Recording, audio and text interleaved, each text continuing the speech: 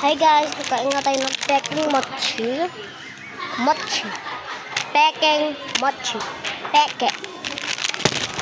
Maraming ang packs ng ganito guys. Kung hindi siya sa TikTok guys, kundi siya lang ay sa Ramroad. Binibili ko to dati. Akala ko noon ganito siya, yung chocolate na may pong.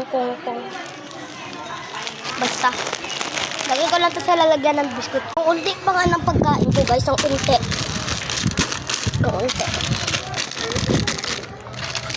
Yan o, ang unti.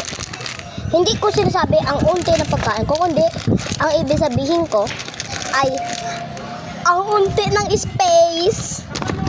Makikita nyo guys, yung lalagyanan niya ay mukhang mochi. Diba? So, tatry natin ito, peking mochi na to. Kahit ewan ko kung mochi ba yung nasa loob na. Let's go. Punta muna tayo sa labas. Sa labas na ko. So, punta muna tayo sa lamesa. Tignan na natin ito. Peking mochi natin.